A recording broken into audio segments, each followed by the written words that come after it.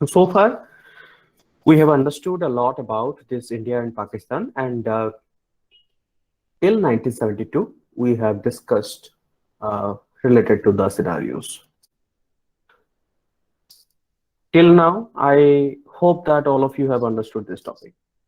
Now, today we will basically continue that class, and we will complete this today's topic of India and Pakistan. Try to see the location where Siachen Glacier is there, and try to just observe the adjacent areas of Siachen Glacier.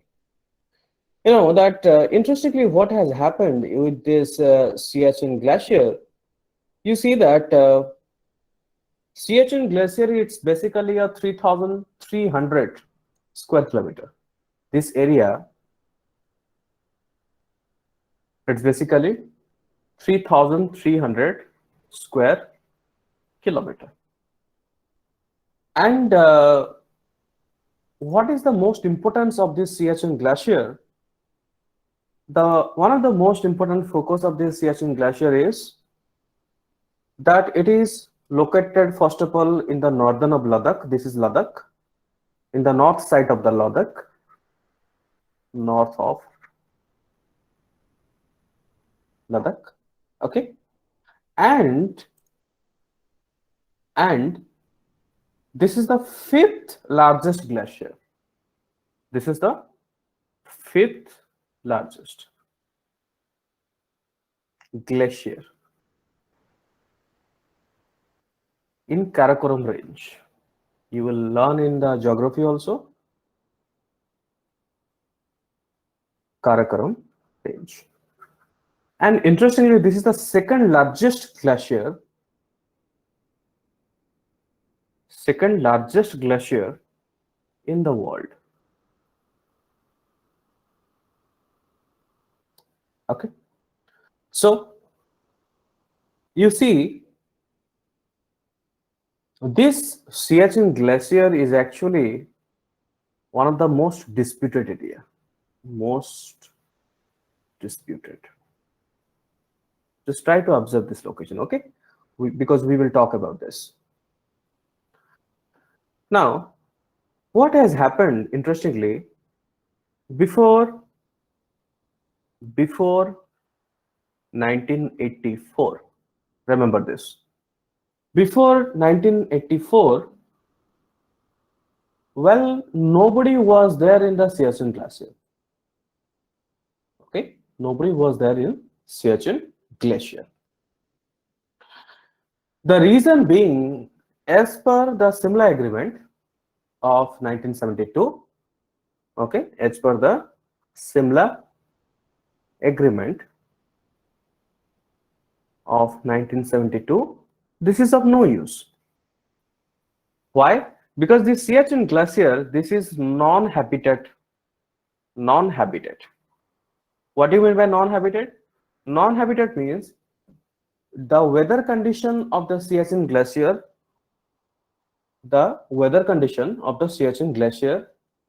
do not, favor the human living conditions at all. Okay, I'm repeating once again.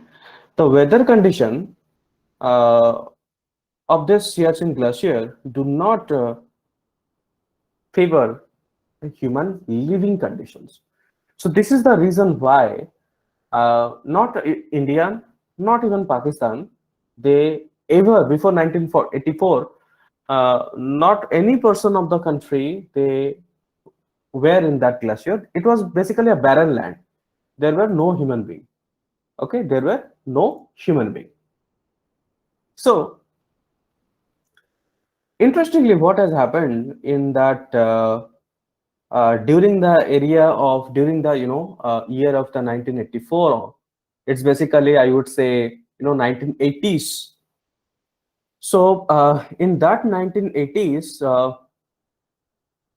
okay, in that 1980s, interestingly, many of Indian soldiers, because of the temperature was so less, it could go below 0 degree temperature, it could go minus also.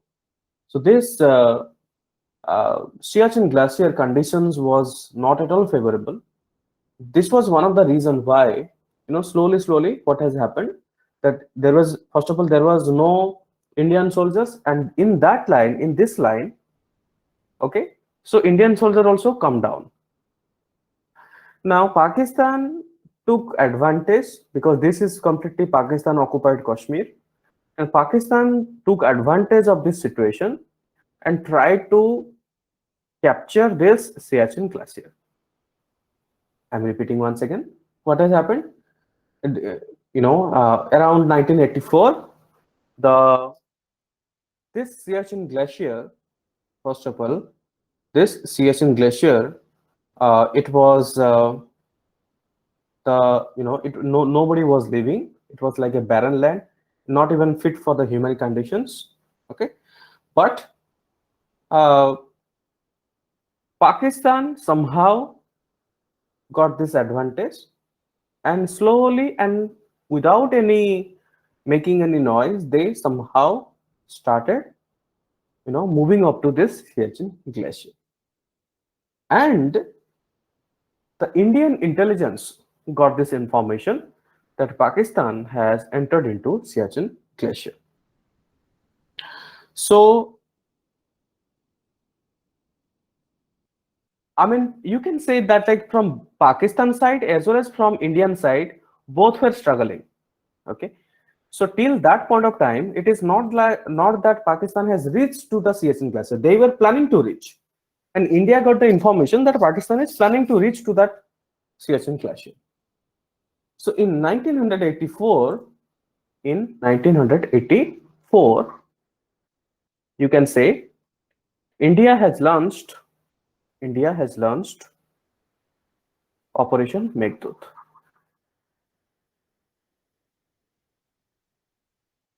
Operation Meghdut. What is Operation Meghdut?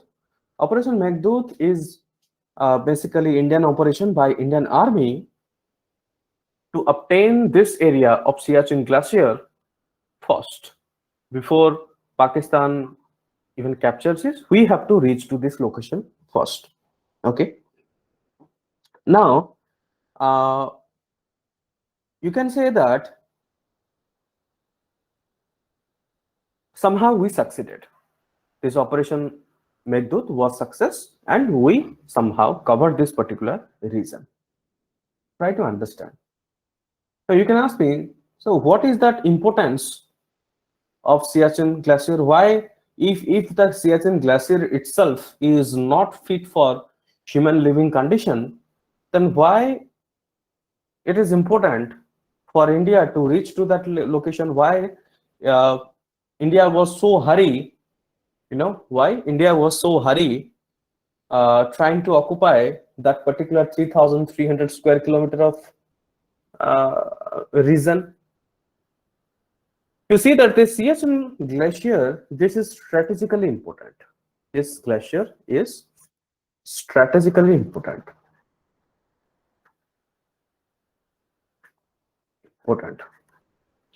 You know that during the wartime also, when you are at the upper side and your enemies are at the below, then you get an advantage. Okay, and this is one of the point, and the most important point is that this Siachen glacier, if you see this location, this Siachen glacier is nothing but a standpoint or the pinpoint of India, Pakistan, and China. Okay, that means you can say that this Siachen glacier is a kind of a linchpin between, or is a kind of juncture between India, Pakistan, and China. So this is a very strategic location, and now India has captured it. Interestingly, now if you try to understand, both the countries, both like Pakistan as well as India, they both have like stations, army stations in that Siachen glaciers, not exactly on the Siachen glacier, but adjacent to the Siachen glacier. Both Pakistan as well as India, they have their army stations. So this is basically what we have understood about the 1984 Operation Meghdut. Are you clear, all of you? Yes, sir. Yes, sir. Just raise your hand if you have understood this, what is Operation Meghdut.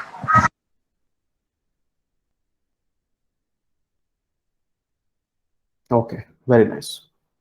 ठीक है. So we have understood the Operation Meghdut. Now let us go to some of the more new initiatives related to this. Just give me a second. I'm sharing my screen.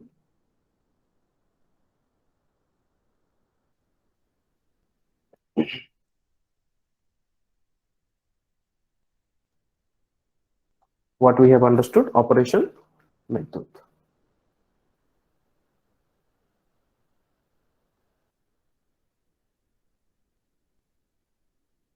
1984. This is done.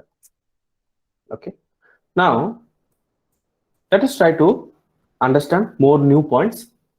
Interestingly, what has happened actually, Pakistan in that time, actually, if I can be specific, the 1980s to 1990s, you can say, Pakistan has started, okay, Pakistan has started lot of insurgency activities, Sir, no sound. like terrorist activities, insurgency activities in the Kashmir Valley. So this was the peak time period, you can say, okay. And because somehow Pakistan desperately wanted to win over India, and Pakistan started with these insurgency activities at a peak time in the Kashmir Valley, because Pakistan really wanted to disturb the Kashmir Valley and to turn the Kashmir Valley, you can say, against uh, India. Do you know the background story? When the actually, you can say, the Kashmir Valley was like disputed area. Interestingly, during the prime ministership of the Jawaharlal Nehru, when Jawaharlal Nehru actually it is Nehru who raised the issue in United Nations General Assembly. Okay, uh, prior to that, we were discussing only bilaterally. India and Pakistan were discussing the issues bilaterally. So for the first time, India took this Pakistan's interventions to Kashmir at the international platform, and that Pakistan did not like it, because Pakistan thought that why, if you want to discuss bilaterally, let it be. Then why have you taken this matter to the United Nations in front of the international community? So then, there was like a United Nations Security Council. It's a long story actually, so which is not necessary specifically for this examination. But I'll just give you a brief. The UNSC and United Nations, they were in the agreement of plebiscite. Do you know what is plebiscite? What is plebiscite? Do you know it? Yes, sir. Mass killing. See, plebiscite, referendum, okay, adult suffrage are a different methodologies of election process. Try to understand. Plebiscite, referendum, okay, these are a part of the PSI optional. For the general studies, we only study like Article 315 of our Constitution related to the election process. But if you go in deep, there are different methods of election. Now in India, the people will choose by vote whether they wish to continue or not. Okay, and the United Nations was in a perception that the Jammu and Kashmir, entire that region, should be the people should actually decide whether they wish to go with Pakistan or whether they wish to go with India. And the plebiscite was called upon it, but somehow India was not in a favor of doing plebiscite. Why? Because India, from the time and again, we have shown this particular reason that the Maharaja Hari Singh and India, we already have the instrument of accession. Okay, and why we would do the plebiscite? Because when already in the initially the instrument of accession has been signed between India and you can say Kashmir. During that time, it was a princely state. So that defines, or that justifies that India has sorry, that justifies that India has right over Jammu and Kashmir, especially the Kashmir region. So there is no need for the plebiscite. And what Pakistan is doing, Pakistan is trying to actually, what you can say, Pakistan is trying to poke, Pakistan is trying to, instigate the matter. Pakistan says that if Jammu and Kashmir cannot be ours, it cannot be of India also. So that is how is the mentality. So that is the reason why Pakistan knowingly it has given the name called as Azad Kashmir. Get my point? We have given the name like Pakistan occupied Kashmir, and that area Pakistan calls it as Azad Kashmir. Why this name is Azad Kashmir, Free Kashmir? The reason is that Pakistan know that they cannot take the Kashmir because of already there is an agreement, already there are established documentations and established you can say like instrument of accession. Despite the fact Kashmir issue is being one of the foremost issue, and Pakistan thinks that if Kashmir cannot be of ours, it should not be of, it should not come under India also. So that is a kind of negotiation or kind of I would say persuasions happens on from Pakistan, especially related to Kashmir. That's a background story actually, and it's good to know some additional points if you can. Great. So somehow, as I told you, that 1980s and 1990s insurgency in Kashmir Valley, it was in a peak time period, and you know that 1984 also what has happened in the winter season, it was not visible at all, and the Siachen Glacier, when Pakistan was trying to climb to that Siachen Glacier, somehow Indian intelligence we got to know, and we decided to capture the Siachen Glacier for ahead of Pakistan could do it. And the reason being Siachen Glacier is so crucial to us, it's because it is strategically located, and it is strategically located with as a juncture you can say between Pakistan, China, as well as India, as well as that is also another location where you can also access to the Central Asia, like Kyrgyzstan, Kazakhstan, etc. and etc. So that is the reason why Siachen Glacier is so much of important. And another aspect of importance is that Siachen Glacier is at height. Okay, when you are at height, you are at advantage.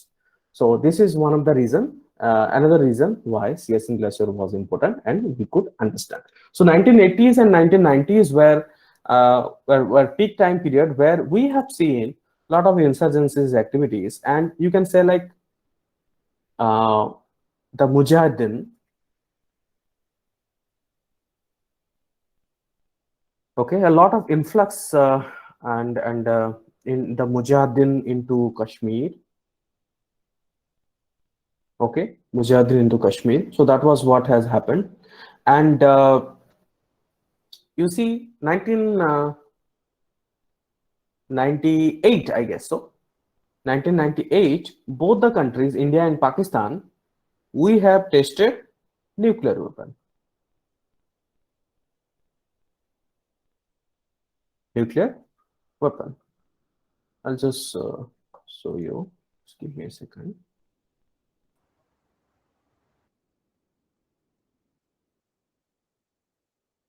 Yeah. Let me just.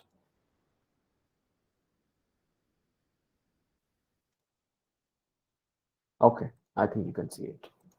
So here, if in this picture, if you could see, basically the timeline, it was the May 1998. Okay, Indian Pokhran 2, that nuclear test which has been done, and India has adopted one of the important point. India has adopted is a no first use policy.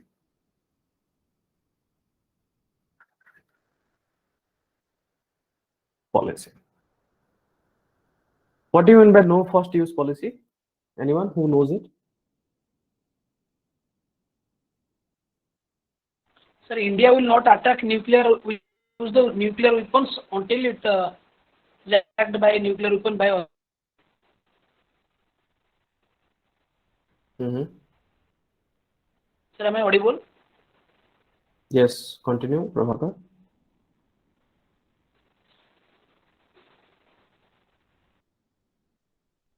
Anyways, try to understand what is no first use. See, what has happened actually when India started this Pokhran test, we somehow got cautioned by international organizations, and especially the NATO, which was created just after India's experiment of nuclear. NATO was very reluctant. NATO was not happy with our nuclear experiment, and this has led Pakistan also has started. Pakistan told that we did not have nuclear weapons. It is India who started this nuclear weapons. That is the reason we started.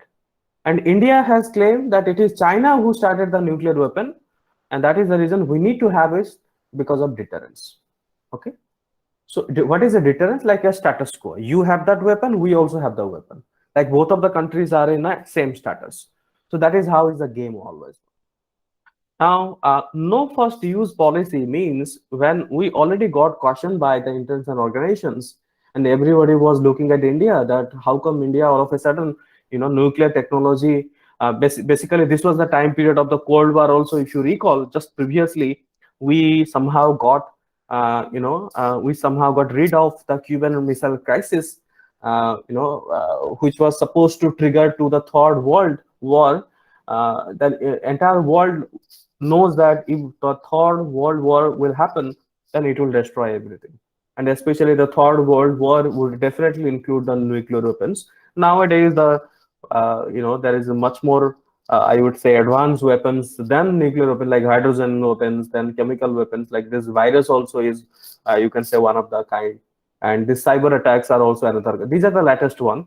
So, but during the time nuclear was a weapon, was somehow many countries they have agreed, and NATO especially they have put a ban on the proliferations of the nuclear weapons. They decided that not a single country they must have these nuclear weapons. And so interestingly, we also wanted to clean our image. We also wanted to prove that look, we do agree we have nuclear weapons, but that doesn't mean that we are an aggressive state.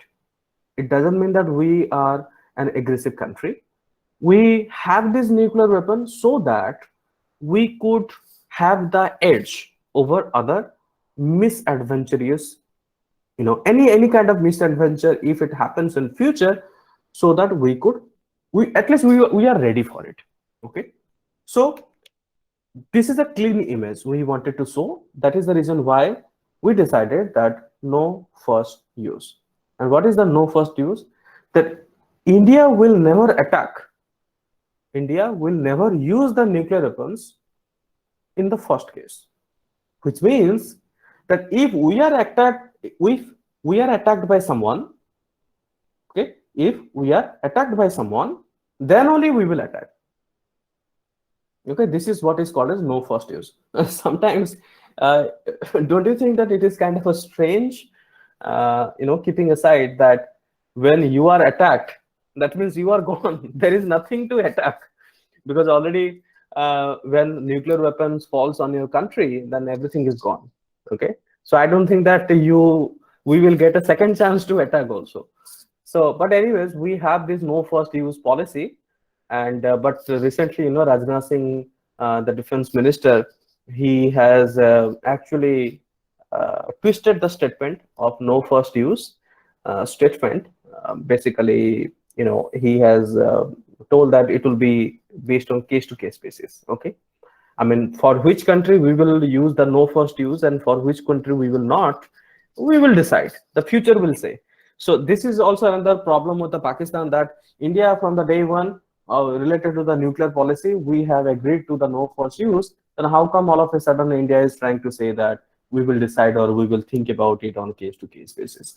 So that's basically, you can say, is the nuclear crisis. And this is also a fearful factor, because China has nuclear weapons, India has nuclear weapons, and Pakistan has nuclear weapons. In fact, Pakistan has more nuclear weapons than India.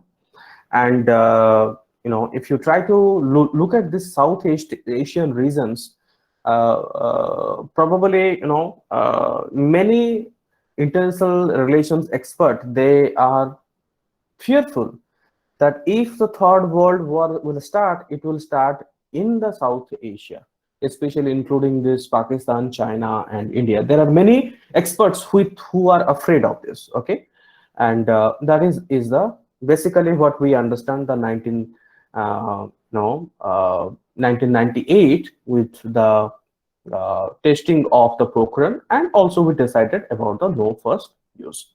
Let me just come back to the writing pad. So,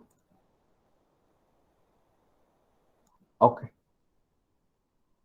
Now, what we have understood about the 1998, nuclear weapon testing has happened, and both of us, you can say, just after 1998, the nuclear weapon, 1999, what has happened? 1999 was all about the Kargil War. And I'm sure that you are aware of this Kargil War. The reason being, I think there is a movie also on the Kargil related to this. So you see that, interestingly, Kargil War was one of the very crucial war, especially, Pakistani forces, this Pakistani forces,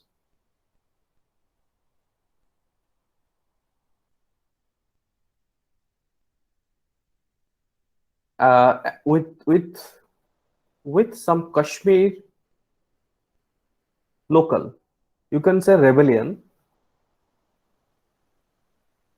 they occupied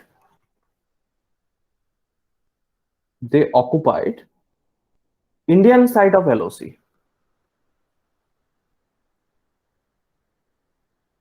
Indian side of LOC. Let me just share this screen so that it will be easy for you to understand.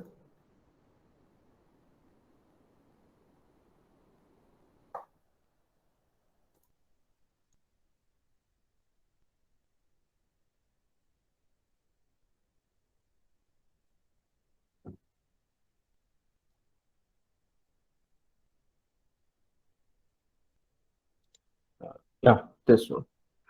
You see that the Kargil, okay, I think this is more clear. You see the Kargil basically in these areas, the Pakistan forces along with some local rebellion group of Kashmir, they try to occupy Indian side of LOC. Okay, Indian side of LOC, and that has led to the Kargil war. You see, and in the Kargil war, we have defeated Pakistan, and somehow we also marched towards a long, and we have entered a lot of territory, including we have reached up to I would say like Islamabad, not exactly Islamabad, but nearby. Okay, and the Kargil war was also a very crucial part of our war. The reason being, okay, the reason being that there was a chance to capture a majority region of the Pakistan. There was a very good chance to capture a majority region of Pakistan. But what we decided not to capture, we decided to withdraw our forces from the land of the Pakistan. Otherwise, we could have captured those things. And but as a human, as a good gesture, we thought that let us not capture, let us not invade to unnecessarily. It will trigger to future wars. So let us not capture all of this, and we withdrawn to the pre-settlement, that is LOC arrangement, which you see in the line of control, like Indian occupied Kashmir and Pakistan occupied Kashmir. So that is how is the current status, what we have seen. So far, we have understood the 1999. There is an issue what has happened related to this. Now, let me also talk about before there are now from 1999 there were so many other events that has happened. Okay, in 1999, there were so many other events that has happened. Kargil War, May 1999, like 2001, and you have 2007, 2019, 2008 that we will discuss briefly. But before that, there is an important, I would say, issue that is nothing but Sir Creek dispute. Sir Creek, this one dispute. This is important. Okay, I just want you to observe and look at this diagram of Sir Creek. Look at this diagram of Sir Creek for 30 seconds. Then I will tell you about this particular thing. Can you look at where it is located? Can you observe this particular thing? It is located in nearby Gujarat. Sir, Gujarat, sir. Yes, near the Gujarat. You can see it is also highlighted here. It is also highlighted here. This is the Gujarat and this is Sar Creek. Okay, this place. Just look at this and try to read. It might be not visible clearly, but just try to have a understanding. Sorry, that in the left side of the Sar Creek, you have Pakistan, Sindh, and in the right side you have India. You see that this boundary defined by a tribunal award 1968, this border is not disputed. First of all, this red line, you can see both, there are two lines. One is the red line, another one is the green line. I will tell you each and everything. For let us first understand what exactly is that Sar Creek. See, Sar Creek is a very small strip of water, and this is the small strip of water. Okay, you can see like both there were land, this is land, this is also land, and in between there is a very small strip of water. And you can say that it is actually a 96 kilometer of estuary. You will understand in geography, estuary is a part of the river in Run of Kutch. Try to remember this information. Run of Kutch. Kutch. Yeah. So this Sar Creek is a 96 kilometer long estuary in the Run of Kutch. You can say Sar Creek or Run of Kutch. This Run of Kutch, this is the Run of Kutch. Okay, this Run of Kutch is the boundary between Gujarat, India, and Sindh, Pakistan. Sindh from Pakistan and Gujarat, India. So this Run of Kutch, it basically divides between the Sindh area, which is of Pakistan, as well as the Gujarat, that is a part of India. Now, interestingly, what is the problem now? Let us understand what is the problem. This is actually a maritime boundary. Maritime boundary. What is the problem? So the problem of the Sar Creek, Pakistan actually claims, okay, Pakistan actually claims that in 1914, there was an agreement signed between Sindh, okay, or you can say like government of Sindh. Remember 1914. I'm not talking about the after independence. It was pre-independence, 1914. There was an agreement between government of Sindh and rulers of Kutch.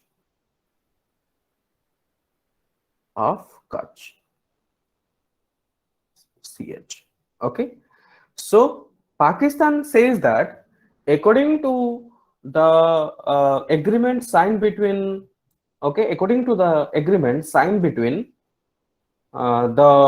government of Sindh and rulers of Kutch, 1914, 1914, the Sar Creek belongs to them. Are you getting my point? What is the claim? The claim is very simple, that Pakistan says, according to 1914, there was an agreement between the then government of Sindh and the Run of Kutch, with the rulers of the Kutch. There was an agreement. So according to that agreement, the Run of Kutch area, okay, it belongs to Pakistan. And you understand that why this Rana of Kutch is important, why this Sir Creek is important, because of this juncture. Okay, so now India says that, what is that India's stand? India claims that there is another agreement, 1925. Okay, so there was another agreement 1925.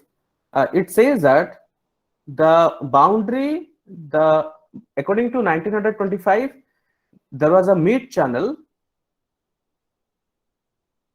Okay, there was a mid channel. Basically, you cannot claim. That means Pakistan's claim cannot be taken into account. So if you read here in the green line, just look at this green line, what it is being written. The green line is the border claimed by Pakistan but disputed by India. This green line, okay, try to understand this green line. This green line, Pakistan says that this up to this line it is of Pakistan territory, and this line runs along with the eastern bank of the creek bordering Gujarat. Okay, that means it is bordering to the Gujarat and part of the India currently, and it is disputed. India says the no, Pakistan, this is our boundary, this is not your boundary. But look at this red line. The red line is the border claimed by India. I'm trying to understand. See, this green line, Pakistan says that up to this is our boundary. But this red line, India says that up to this, it is our boundary. That means this red line is somehow bordering to the Pakistan. And it lies in the middle of Sir Creek. And this red line lies in the middle of Sir Creek, as per the Thalwang Principle, 1925. So you can see the location of this last point on Sir Creek boundary will be the first point of the maritime boundary between India and Pakistan. This location is the first maritime boundary between India and Pakistan. Okay, and hypothetically maritime boundary, you can say if India will claim this, you have to understand. First of all, why this red line is up to red line. India says that this is our territory, but from here to green line, Pakistan says that this is our territory. Now, what is that importance? Let us assume if Pakistan will be successful by claiming that this green line, then look at this maritime boundary. You know, this much of area will be of Pakistan. Okay, on the same sorry, on the same side, if India will claim this red line, look at this maritime boundary. That means up to this area, it will be of India. That means actually the problem, you know, the issue what is happening, this area is exclusive economic zone.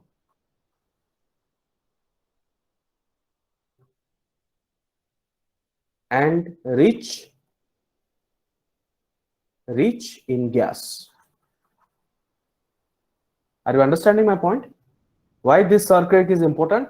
First of all, this Sir Creek is exclusive economic zone, and this area, this Sir Creek entire area, this is rich in gas and minerals. Now this is why both the countries are in dispute of the Sir Creek. Once again, I'm just repeating. This green line, up to this green line, Pakistan claims that according to 1914 agreement, it is of them. But India says that this red line up to this, it is of India. Now, what has happened? This entire Sir Creek, this is of dispute. And why this Sir Creek is strategically important? It is important, first of all, it comes under exclusive economic zone, and second thing is it is rich in, okay, it is rich in gas and minerals. So this is why the Sir Creek is important to both the countries. Are you clear, all of you? Yes, sir. Just let me know. Raise your hand if you have understood the Sir Creek issue. Yes, sir.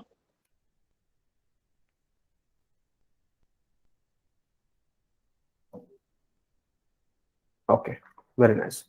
So far we have understood a lot of points. Now there are certain issues which we will go through quickly, and we will try to understand those important part of, I would say, let us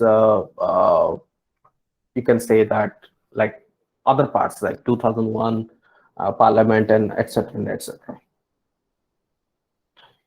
You know that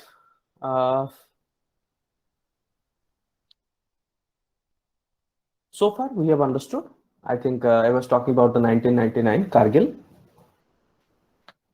Well, in 1999, after the Kargil war, uh, India and Pakistan decided to, put the dispute bit of aside, and India and Pakistan decided to resume the talk so that things can be improved. And yes, there were many attempts being made from both the sides. I would say, uh, from Pakistan's side as well as from India's side. But even before 2001 also, there were many attempts which were being made. Let me just share the another screen.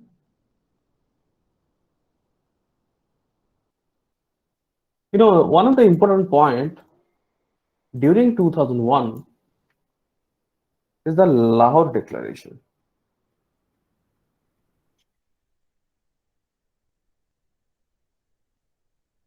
Lahore Declaration. Now, what is the Lahore Declaration has happened? In that Lahore Declaration, to resort, you can say, to resort, let's say, for example, a relationship, we have started Delhi Lahore bus service. Okay, Delhi Lahore bus service. And these are, see, these measurements are called as confidence building measurements. Confidence building measurements. Try to understand and try to remember. Okay, this is CBM. Sometimes it is known as CBM, and this confidence building measurement, it is also an authorized to statement mentioned in the Government of India. So in your answers, you can use this statement, confidence building measurements. So India and Pakistan both have started confidence building measurement. What is a basic confidence building means? What? That our relationship has deteriorated and we just want to, and there is no trust, and we want to build the trust once again. Okay, now how do we build that trust? Small steps, baby steps from both the countries we have to take, then only our trust can be built. So in 2001, the Lahore Declaration, and we started the Delhi Lahore bus service during Indian Prime Minister's visit also. And you see that this was also another second agreement of the nuclear related issues, that non-aggressions. That means we will not utilize, we will not utilize. This Lahore Declaration is a part of, you can say, second non-nuclear aggression agreement. That means no matter what is the circumstances, we will not try to use the nuclear weapons. And what is the first one? The first a kind of non-nuclear agreement was basically, it was signed between Rajiv Gandhi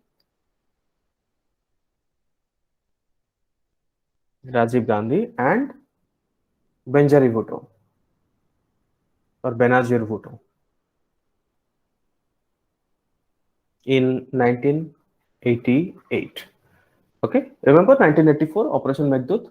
After that, we have signed this non-aggressions nuclear agreement during the time of Rajiv Gandhi as Prime Minister. So second time in the Lahore Declaration, we also once again reaffirm that yes, there should be non-nuclear aggressions, especially we should not use nuclear as the first hand. And all of you know that during that time, during the Vajpayee's when he was the Prime Minister, Vajpayee also took a lot of effort actually to normalize the relationship between India and Pakistan. And do you know what is the famous kind of a quote by Vajpayee, or famous statements used by Vajpayee? or famous principles used by Bajpayee? Anybody? Sir, we can change our home but not our neighbor. That is correct. And what else? Don't know, sir. Okay. Bajpayee, I think you have heard about it. Bajpayee has used one of the principle that is called as insaniyat, So, then jamhuriyat, and Kashmiriyat. Insaniyat is basically humanism. Okay. And jamhuriyat is basically democracy. And Kashmiriyat is basically, uh, the Kashmir or Kashmir's development or Kashmir's legacy. So Bajpayee has told that between India and Pakistan, including the involvement of the Kashmir, we should always look away our differences based on these three principles: Insaniyat, Jamhuriyat, and Kashmiriyat. So this is what has happened basically between India and Pakistan so far. Okay, and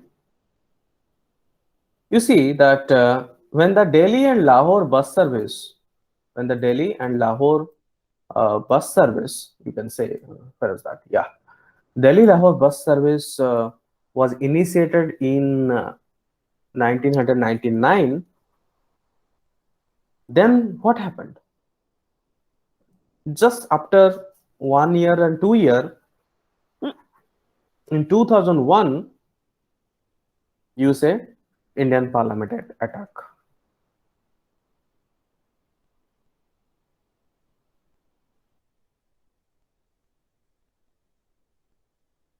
Okay, Indian Parliament attacked. Now, of course, the Indian Parliament was attacked was a very unfortunate situation, especially considering the Lashkar-e-Taiba as well as Jaish-e-Mohammed. Okay, so they were involved in this Indian Parliament attack. Once again, I'm repeating, who are Lashkar-e-Taiba as well as Jaish-e-Mohammed. So these organizations, these terrorist organizations, were involved in the Indian Parliament attack, and somehow because of this also our relationship got deteriorated. And later on, what happened in 2003, once again this bus service, Delhi Lahore bus service, it was resumed. Okay, once again what happened, the Delhi Lahore bus service, it was resumed. And later on, next year 2004, what has happened that Prime Minister Bajpayee, okay, Atal Bihari Bajpayee, he traveled to Pakistan.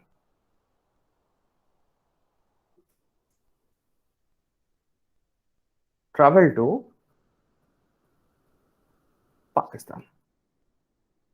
Despite the fact that just before 2 years, there was an attempt by Pakistan terrorist organizations, but somehow Bajpayee, as I told you, Bajpayee has tried a lot of effort, has put a lot of effort to normalize the relation.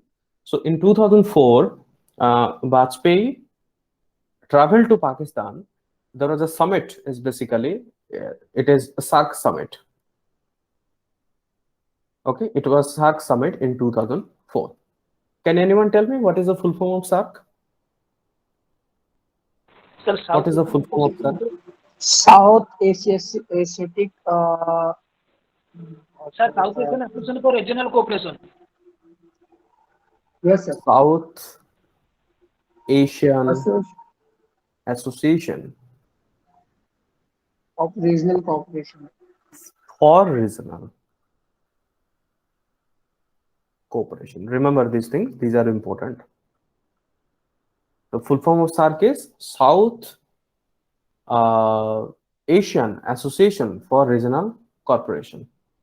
Now I'm just giving you one assignment. The assignment is SAARC. Find out some of the details about the SAARC. Just write it down. First of all, what member countries? What is SAARC? Member countries. Its objective. Then latest meetings and the outcome. Please write down, all of you. This is your assignment. If you want to learn IR, you have to learn in this way. This is your assignment. Write down about SAARC. What you have to write down? You have to write what is SAARC, who are the member countries, what is the objective of this, a SAARC, and what is the latest meeting, and what is the outcome of the latest meeting. So this is what is your assignment. Just let me know once you complete your writing. Done, sir.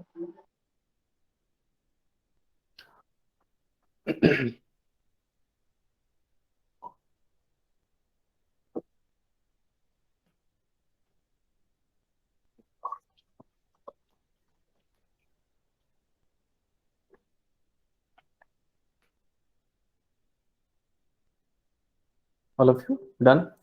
Raise your hand.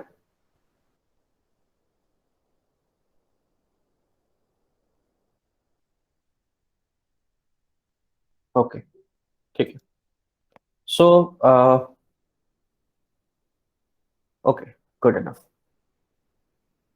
Now what I was talking about, basically the Prime Minister Vajpayee, Indian Prime Minister Atal Bihari Vajpayee, in 2004 he visited Pakistan to the SAARC summit.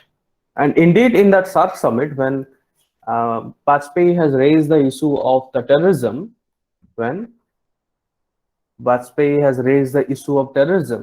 Pakistan has acknowledged it, and Pakistan has promised that it will not allow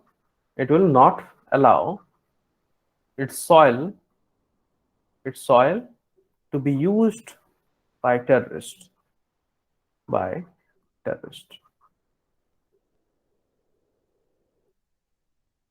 Do you know that there is a word basically which is used to designate the terrorists? Do you know it? Basically, we say it is a terrorist, but there is a diplomatic word. You can also use basically this terrorist to represent the terrorist. Anybody who knows a diplomatic word?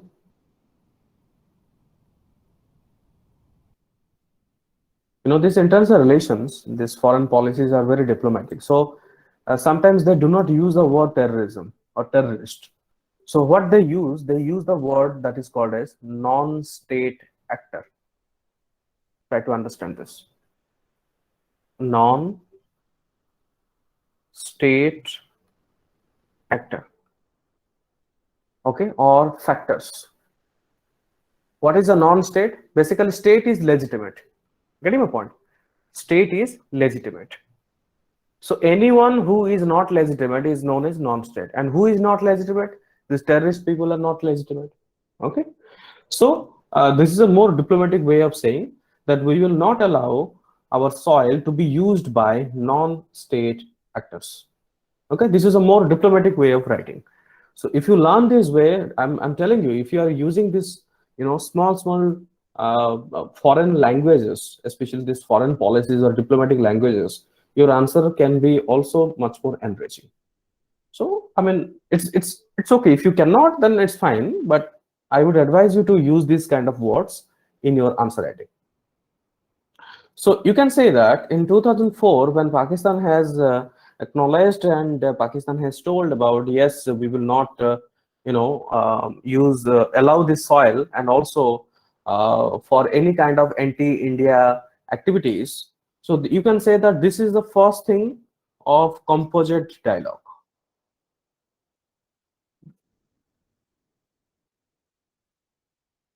Composite dialogue process. Okay, so this is the first thing, or in short, CDP. Please try to remember these things. Composite dialogue process. So this is what we have understood. The composite dialogue process, it's basically various bilateral meetings. The composite dialogue process will include meetings between higher officials, meetings between higher officials,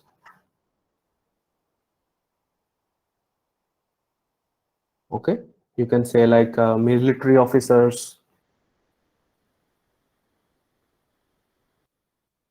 then you have border officers, like higher officials, where there should be a continuous dialogue.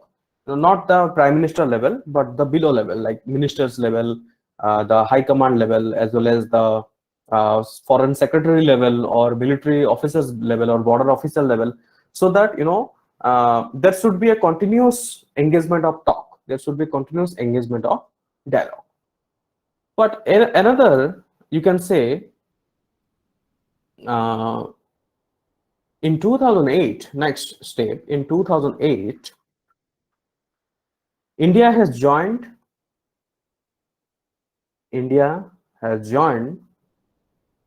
an agreement on gas pipeline. An agreement on gas pipeline. This was actually asked in UPSC.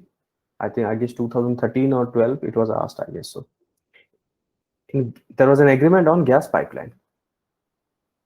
And what was that gas pipeline? It was basically TAPI. Remember, TAPI. TAPI stands for Turkmenistan,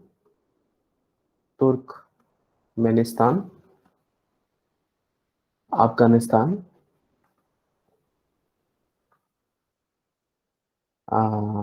Pakistan, and India.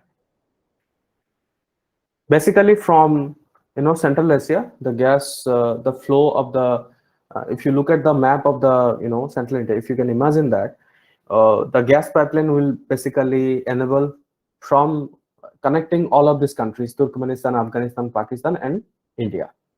So, and this project was actually a good sign. The TAPI project was actually a good sign of both these countries engaging with each other, along with taking account of Afghanistan and Turkmenistan, and also we started some trade and commerce.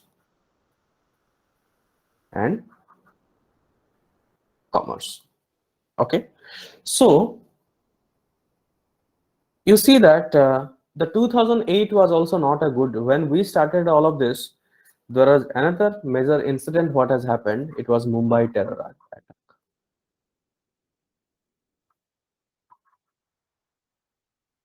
in 2008. Okay, and India claims that, or you can say India alleges that the ISI, okay, the Pakistan ISI, they were responsible, they were behind this Mumbai terror attack. They were behind this Mumbai terror attack. So this was what has happened. And after this, actually, Mumbai terror attack, we have stopped talking. The dialogue process, you can say that we immediately have stopped, engaging with Pakistan. And interestingly, everything was in a slow. Okay, everything was in a slowdown mode. So this is so far we have understood related to the various engagements till 2008, and you can say up to 2014. Okay, up to 2014, it was like so. There were no major developments happened up to 2014, and both the countries, there were some minor developments. It's not that much of important, but yes, you can say there were some ceasefire violations between by Pakistan also, and ceasefire violations. Basically, many Pakistani soldiers, they crossed the LOC, which agreed Okay, so till 2014, because 2014 Narendra Modi became became the prime minister and came into the power. Okay, so far till 2014, now it is clear. All of you, are you clear? All of you? Yes, sir. Yes, sir. Okay. Now, good. Now see, up to 2014, we have understood all of this. I don't think that there is anything, more which can be talked about it. So 2014 is another new era, I would say. 2014 is another new era related to the India and Pakistan relations. Okay, why? The reason is Narendra Modi's policy that is called as neighborhood first.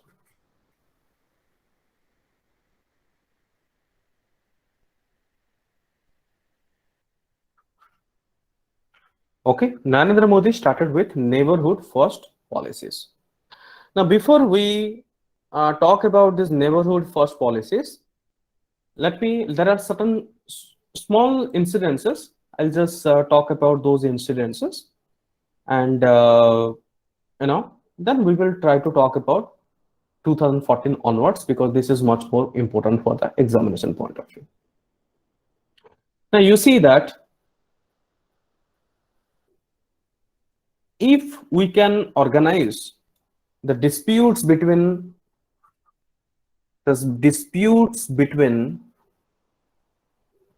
India and Pakistan.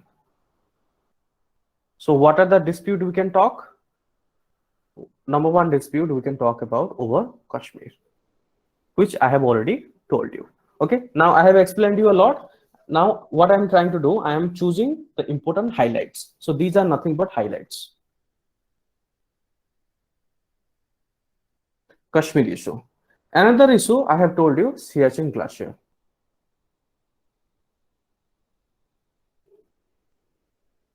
Okay, Siachen Glacier. Another issue which I have told you, Sir Creek dispute. Okay, am I clear, all of you? So do you have sorry, do you have any doubt on these three issues, Kashmir, Siachen Glacier and Sir Creek dispute? Anyone who has any doubt? No, sir. Okay.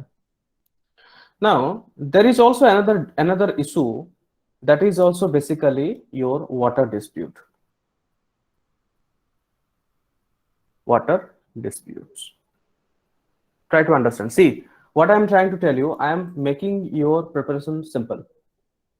I have told you the entire story. Now, out of the story, I'm just choosing certain important events that has happened and which are important for the exam point of view. Let's say, for example, if the question comes that what are the major issues between India and Pakistan and how they can overcome, so you can elaborate Kashmir issue, Siachen Glacier issue, Sir Creek dispute, and water disputes. Now, already the 3, 1, 2, 3, I have told you. And let us come about the water dispute. Okay, and before that, I will just show you the one of the slide. But before that, can you tell me that which river flows through India and Pakistan?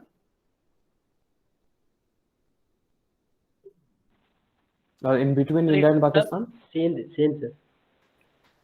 Indus. Say Indus. And what is that Indus? Indus, Jhelum, Chenab, Ravi, Beas, Satluj.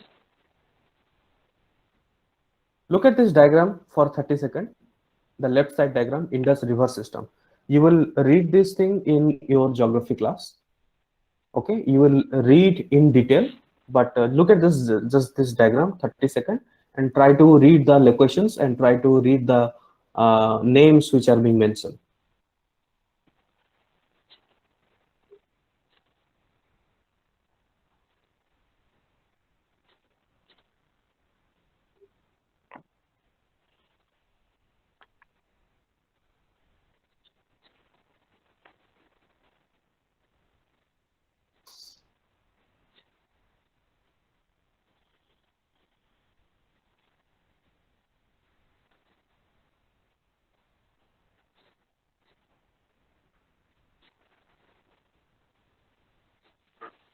Okay, clear all of you?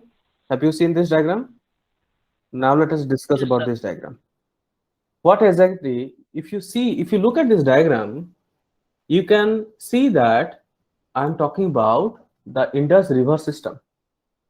Now, the Indus River system is basically, it does not originate in Pakistan. It originates from Tibet. Okay, it originates from Tibet. Now, this Indus River system actually flows through India and it enters into Pakistan. Okay. Now the water of this the Himalayan mountains, you can say like Himachal Pradesh is and the Jammu and Kashmir Indian side is the origin of this entire Indus River system. And as I told you that in the geography class, you will learn in detail about those locations and the path. Not in this class because already it is scheduled in your geography class, the Indian river system, where you will understand about the Indus River system. Okay. Now, I'm just giving you the highlight from the India and Pakistan relationship point of view. What I'm trying to tell you that the dispute, the water dispute between India and Pakistan. First of all, this Indus River system, the entire river, it starts, from the Tibetan area and the Himalayan mountains, you can say, okay, and basically starts, a part of the Himachal Pradesh, the Himalayan mountains of the part of the Himachal Pradesh as well as the Jammu and Kashmir Indian side. Yeah, and the flow of the river, you can say it passes through Punjab, Haryana, okay, and Rajasthan, and also Sindh. This is the Sindh, Pakistan side, okay, the Punjab, Haryana, Rajasthan, and Sindh, etc. So before it enters into the Arabian Sea, this part is the Arabian Sea. If you look at this diagram, okay, if you look at this diagram, you can see this is the entire part of the Arabian Sea. Okay, so now what is happening? What did I tell you that the Indus River system started from the Indian side, especially Tibet one, and crossing through the Himalayan, and it also flows through. You can say like a Ravi, Beas, Satluj, and okay, this is Haryana, Punjab, Rajasthan, and also Sindh. It enters into Sindh, and finally it goes through, goes and it falls into, or it mixes with the Arabian Sea, and this Arabian Sea is actually Pakistan side. Now you can say that the partition between India and Pakistan, before the partition there was no problem, but when the partition has happened there was a conflict. Why? Because this entire Indus River system, see, water is important for everyone. You can see that, if you look at the history, this entire area was rich in cotton industry. Okay, this entire area was rich in cotton industry. And why is that so? One of the reasons for rich in cotton industry is because of this Indus River system. And try to understand what is this river system. River system includes the Jhelum, Chenab, Ravi, Beas, Satluj, all these rivers, including this Indus. They are a part of this system. Okay, like tributaries, you can say. So after partition 1947, now the conflict has started. That who will control which part of the river? Okay, who will control which part of the river? So then what has happened? Because as water is important for both the people of India as well as Pakistan, so I think both the there was an agreement we have signed in 1960. It's basically known as Indus Water Treaty. Okay, so what is Indus Water Treaty? Indus Water Treaty basically it arranges that which part of the river will be for Pakistan and which part of the river will be for the India. So it has it has done. It has divided the east and west flowing river, but it is based on temporary basis, ad hoc. It is not a permanent solution. So it's basically there was a solution we could find out. Indus Water Treaty, it divided the different rivers or tributaries between India and Pakistan. Now, you can say that the Indus Water Treaty, this is basically signed between India and Pakistan. And interestingly, what happened? The dams and other infrastructure activities which were supposed to happen, it was funded by World Bank. Okay, it was funded by World Bank. Now it is World Bank, but previously it was known as, do you know what is the previous name of World Bank? The previous name of World Bank is International IMF. Bank, Video calling to this. International Bank for Reconstruction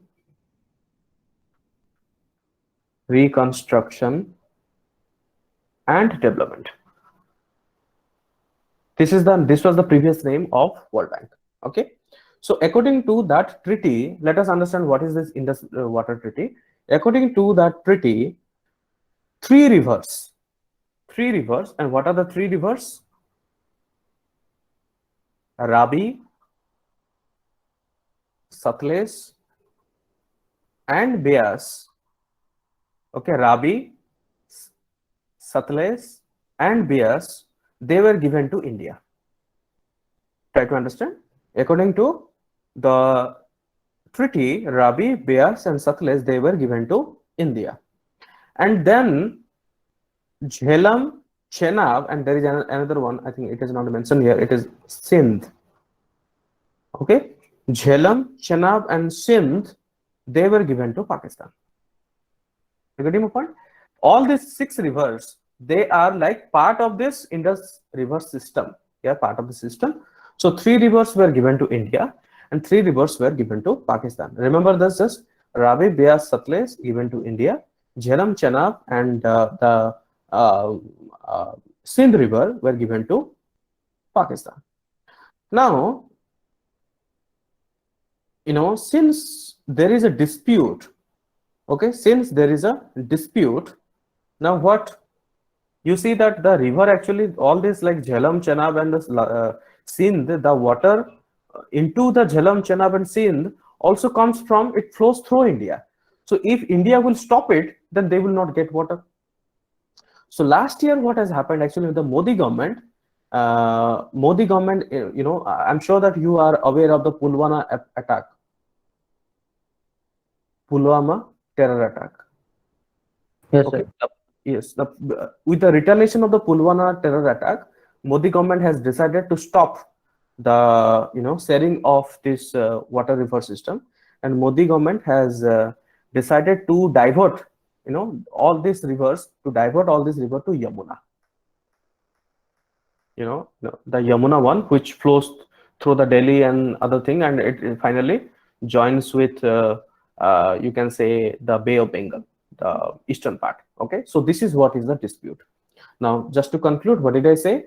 I said that as per the Indus Water Treaty 1960, the six rivers were divided. Now, because of this Pulwama terror attack, so India has retaliated and India has stated that we won't share water with you, and we are soon going to divert the water from the rivers to Yamuna. Clear, all of you, about the issue? Yes, sir. Yes, sir. Any confusion? I don't think so, because I have clearly and very simple way I have told you. Okay. Now, let us move.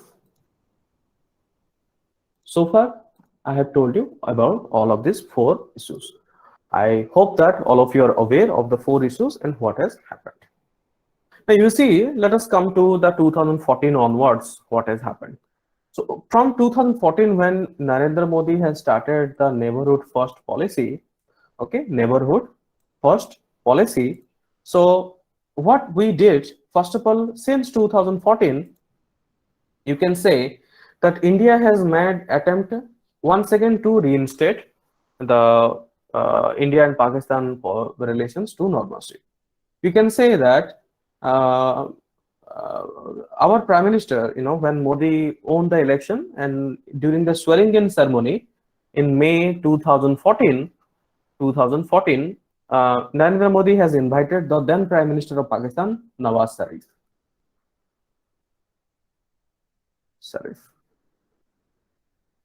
Okay, so the meeting, you can say there was a next meeting in Ufa between Prime Ministers, both the Prime Minister Narendra Modi and Nawaz Sharif in December 2015. Okay, so you can also say that our Indian External Affairs Minister visited Islamabad.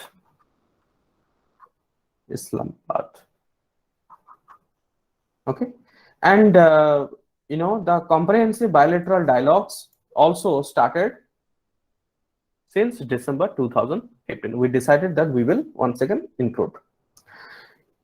Once again, so far we were, slowly reviving our relationship, but all of a sudden, what has happened in Pathankot. So our Pathankot air base, it was attacked on 2nd January 2016. And once again, on August 2016, there was Uri attack. Okay, and basically Uri, that means in the army camp. So these two attacks has once again, you can say, has shaped the India's and Pakistan's relations.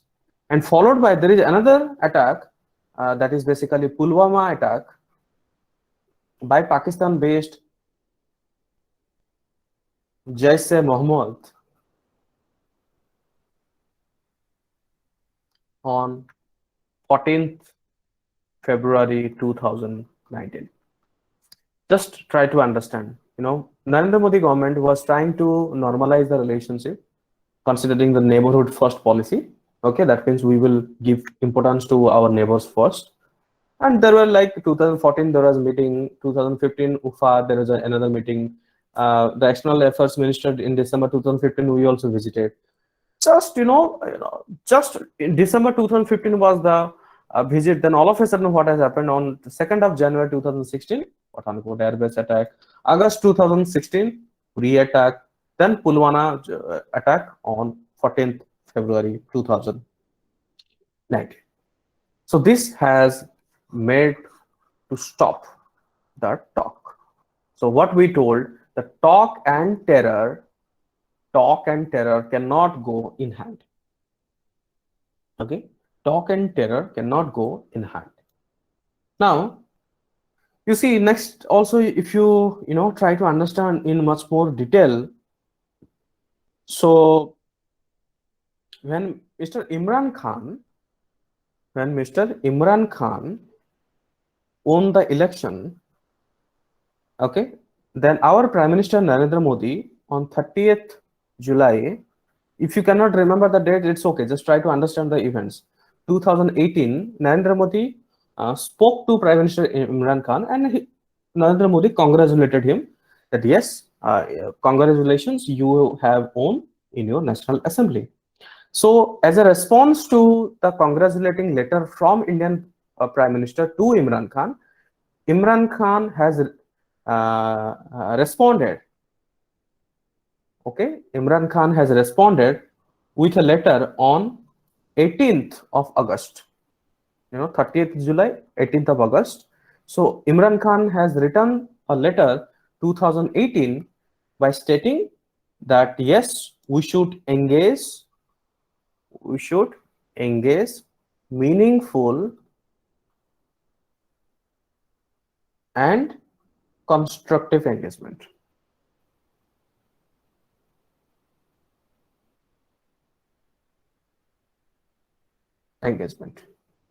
Okay, so I mean, once again, slowly things were going smooth.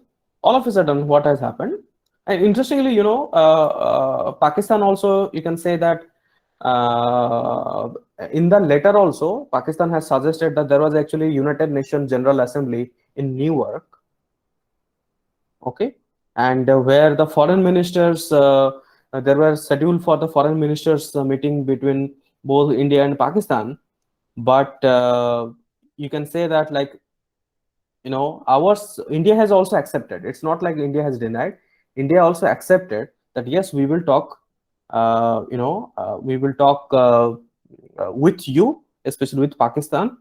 But in Jammu and Kashmir, you can say in J&K, Jammu and Kashmir, on the same week, Indian BSF BSF soldier was brutally killed by Pakistan. Okay, was brutally killed by Pakistan, and this has led that immediately India has denied that yes, terror and talk cannot go in hand. That if you want to normalize the relationship, you should not do all this stuff. You should not do with our Indian soldiers. So then what has happened? We expressed that no, we cannot meet with you because this is the incident has happened. Okay, so far this is what is happening, and you can say that from 2019 also Pulwama attack recently. Then later on also you can say that there were issues like, for example, when Article 370 abrogation of Article 370 and Article 35A, which were specifically related to Jammu and Kashmir. So basically Pakistan is not happy with that. Pakistan says that how come India unilaterally decide the fate of the Jammu and Kashmir? So Pakistan, current stand of the Pakistan is they are trying to say that India should revoke the status to its pre. That means India should give back to Article 370 once again to Kashmir. Okay, so this is what is happening currently. Now, so far we have understood the timeline, we have understood the story. Let us talk about certain areas of concerns. And one of the areas of concern that comes in my mind is cross-border terrorism. Because this is important from exam point of view, you have to write down these areas of concerns. You see, the terrorism is one of the biggest issue, and there are multiple occasions where terrorism has instigated, and India from the day one has claimed that once we stop terrorism, then only we will talk. Okay, and you say that the Mumbai terror attack was one of the turning point. That India has been demanding that there should be justice. Okay, there should be justice to this Mumbai terror attack. Yeah. So, and also not only Mumbai terror attack, after that also there were so many attacks. Like, for example, if you talk about Pulwama cross-border terror attack, what has happened in that? 40 security personnel, 40 Indian soldiers, they were martyred. It was like one of the most painful incident for India, that 40 security personnel, 40 Indian soldiers, they were martyred. And who was responsible behind this Pulwama attack? The responsible person was JEM, Jaish-e-Mohammed. Jaish-e-Mohammed is basically a Pakistan-based and supported terrorist organization.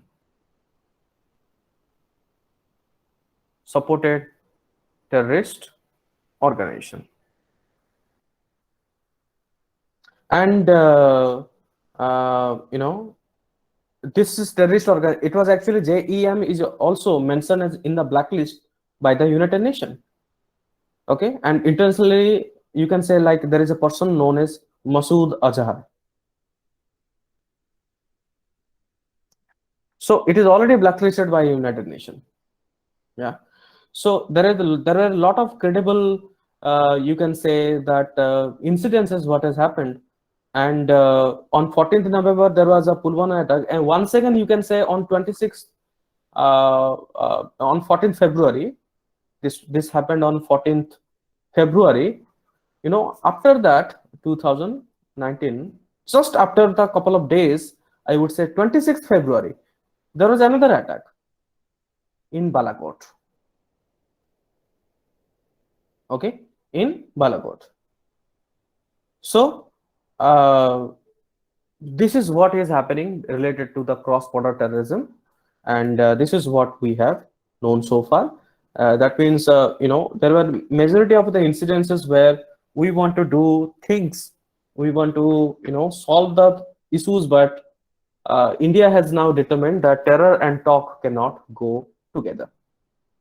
Let us try to understand a couple of more issues. One of the issue is related to, you can say, Kulbustan Yadav. Do you know what is the issue with Kulbustan Yadav?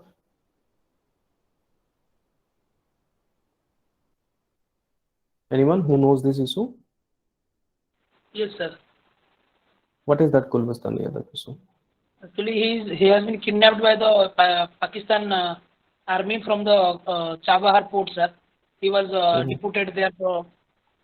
Actually, Pakistan claiming that he is a spy of RAW, but India claiming that he is a engineer who is working at Chabahar port. Okay.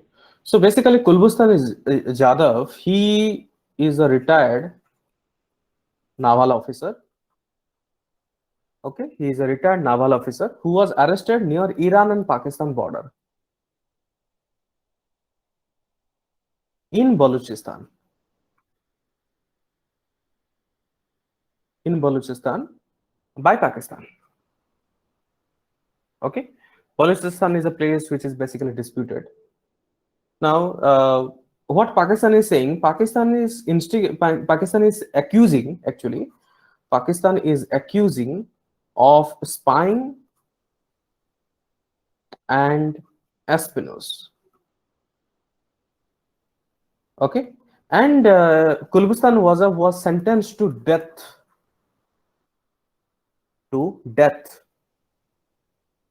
By Pakistan's military court.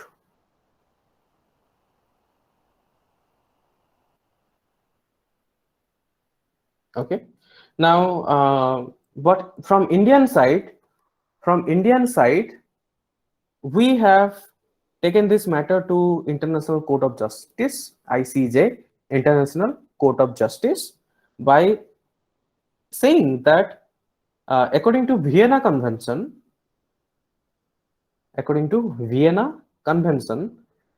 normally what happens, any international case that has happens, basically the other party should give consular access. What is a consular access? Consular access means that basically if the Kulbustan Yadav is an Indian citizen, so he should at least get the access by the Indian consular people, at least to talk. But Pakistan was denying. Pakistan was not ready to give any consular access. Then India took the matter to the ICJ, and India has accused Pakistan for violating the Vienna Convention by not giving access to consular access, and ICJ has ruled that Pakistan should give consular access. Okay, so this is what has happened with Kulbustan Yadav case. Now let us look into some of the trade and commerce. Trade and commerce. If you look at the trade and commerce in 2018 and 19, the total export from India to Pakistan, basically $2.6 billion. Okay, and import, you can say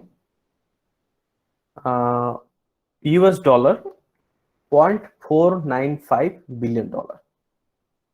Okay, so moreover, you can say the balance is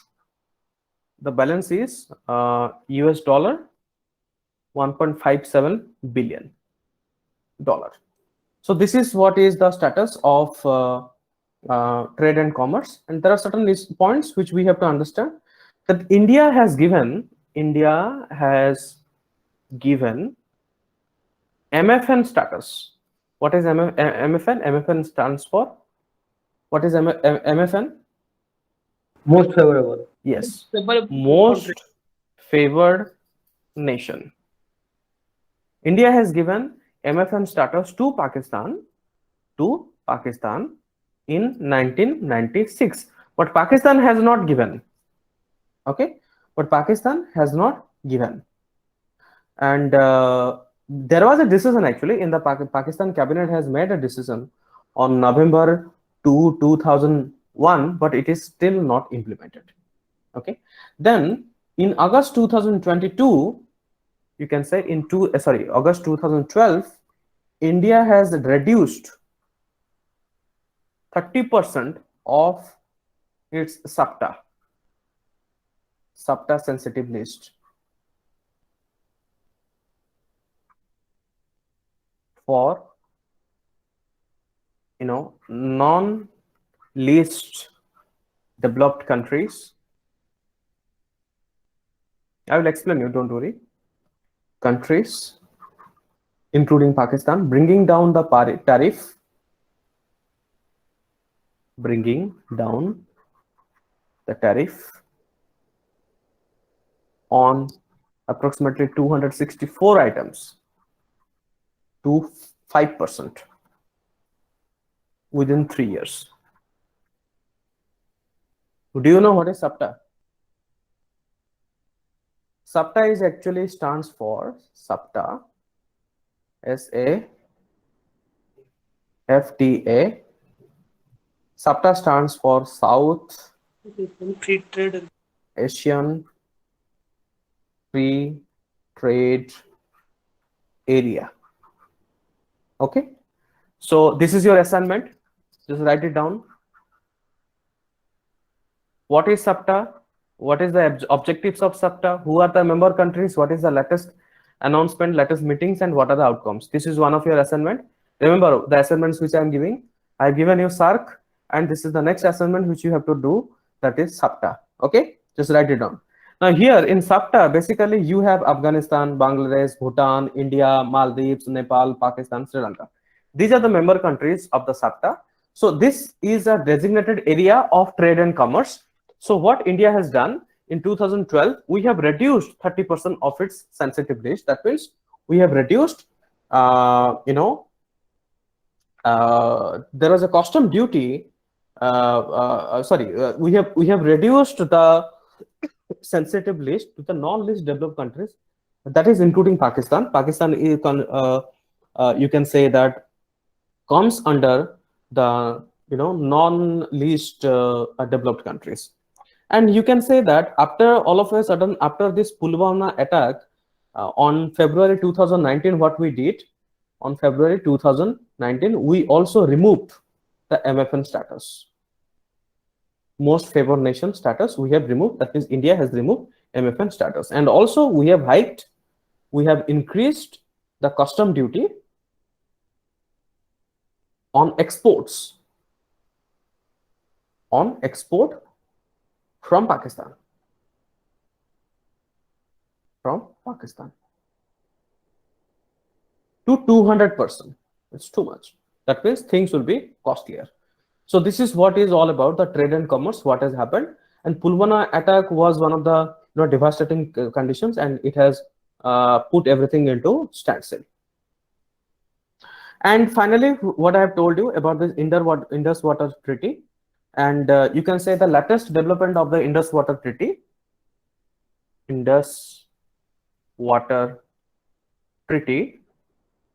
The latest development, what has happened, there was 115th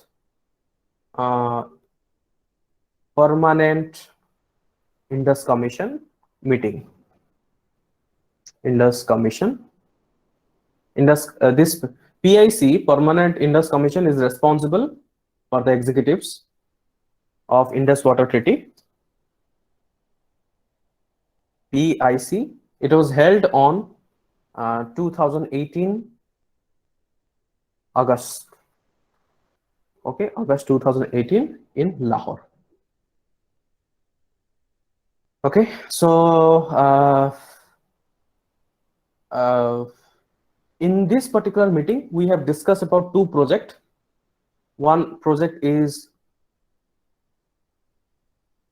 Pakal Dul is a place.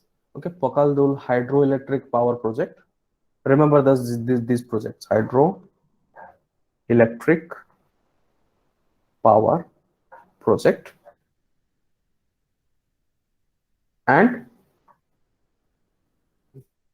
this is Lower Kalali. HEP. Okay, so inspection has happened, And basically these hydroelectric power projects in which river? In the river of Chenab Basin. And there is also like there are actually many hydroelectric power projects. This is one of the most important, and other hydroelectric power projects where basically the basin was inspected, and in January, you can say 2019. And you know that Pulwama happened and all of things were stopped. Okay, so this is all about the Indus Water Treaty and its progress. Now, so far, another thing, what is the most important one? People to people. People to people relations.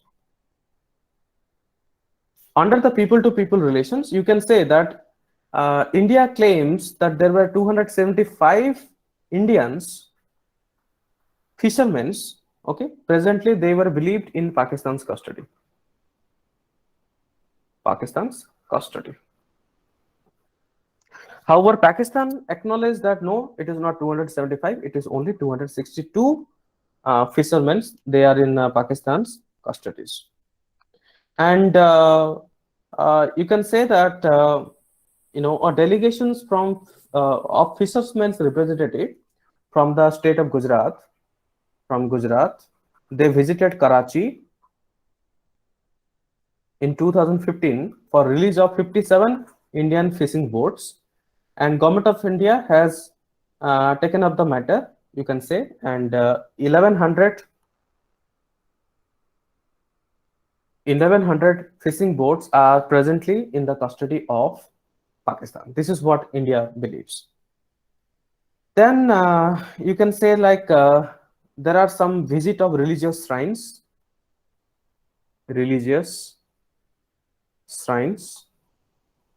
between India and Pakistan. Okay, between India and Pakistan. This is actually religious shrines which are available. Like if Pakistan people wants to visit religious shrines in India, and or pilgrims in India, as well as Indian wish to visit the pilgrims which were located in Pakistan, it is based on bilateral protocol.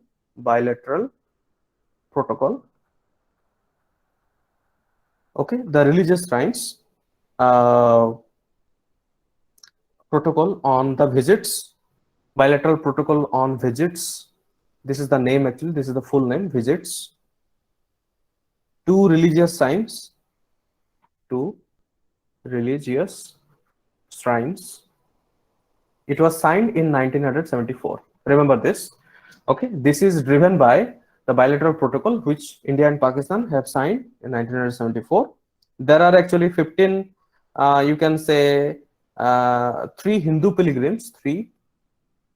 pilgrims, and 4 Sikh pilgrims every year to visit 15 shrines in Pakistan. It's basically, if you cannot remember the numbers, it's not important that much. But just try to remember that, if Indian people wish to visit the pilgrims or religious shrines in Pakistan, it is driven by this bilateral protocol. And so is the case if Pakistan people wish to visit the pilgrim shrines in India, so it is also governed by this. And one of the most important part, recently what has happened, the Kartarpur corridor or Kartarpur corridor, you can simply say Kartarpur corridor. Okay, and what has happened? An agreement has been signed between India and Pakistan for the pilgrims to visit Gurdwara, Darbar Sahib, Kartarpur. It is basically in Pakistan, and it was signed on 24th October 2019. Okay, so this Kartarpur Sahib corridor agreement, it was basically a visa free. Okay, visa free That means if you wish to go, as it's situated in Pakistan, you no need to have a visa. So Indians can visit it. And interestingly, Prime Minister Narendra Modi has inaugurated the Kartarpur Sahib corridor on 9th of November, 9th of November 2019, on the occasion of 550th birth anniversary of Guru Nanak Dev Ji.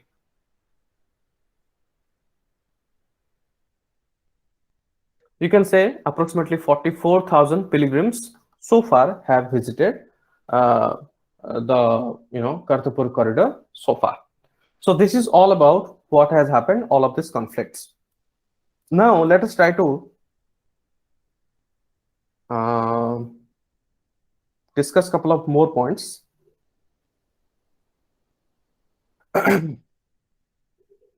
You can say also like there was another train facilities.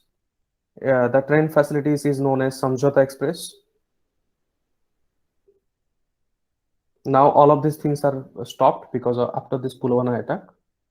Okay, and it is basically you can say that the Pakistan city Lahore to Atari. Okay, Samjhauta Express. Now it is stopped. So so far we have understood. We can say the way forward. One of the basically way forward is reforming Pakistan's political structure.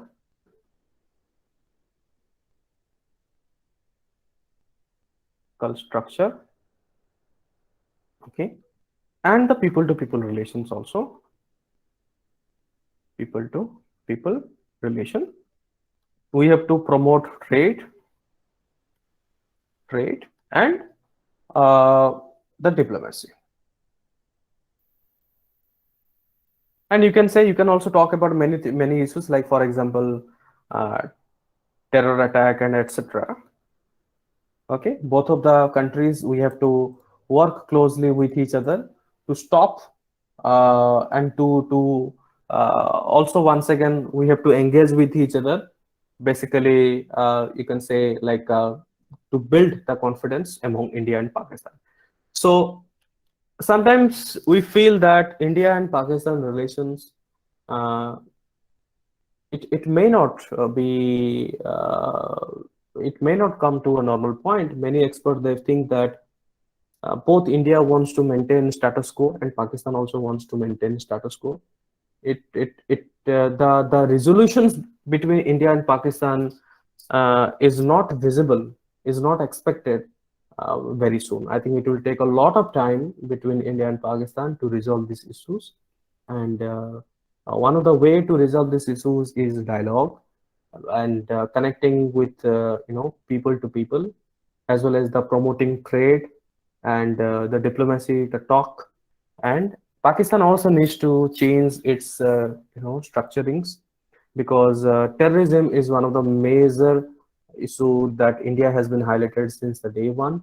And probably Pakistan has to do a lot of work in their own country to stop terrorism, to stop the non-state actors for using their own soil. Then only once they stop this using their own soil, then only I think things can go in a smooth way. And also the China angle is another one. The Chinese angle is another instigating factor for the India. Probably Pakistan has now, it has to tackle very cautiously, because India is becoming one of the most advanced country. India is becoming emerging economics in the entire world, and today or tomorrow definitely Pakistan will need us, as we are a neighboring country. They will need us, and so is the case for India. Also will need Pakistan in many other forums or in many other dimensions. So very soon we don't see any kind of solutions, but it will take a lot of time, unless and until we unless and until we put efforts from India side, also from Pakistan side also. We don't see any immediate solutions to this problem. And that ends with the India Pakistan series. Okay, all of you, just raise your hand if you have understood this topic.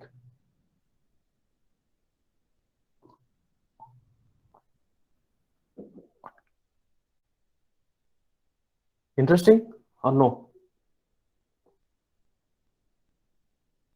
Yes, Was sir. it interesting? Yes, sir. Yes, sir. Rest of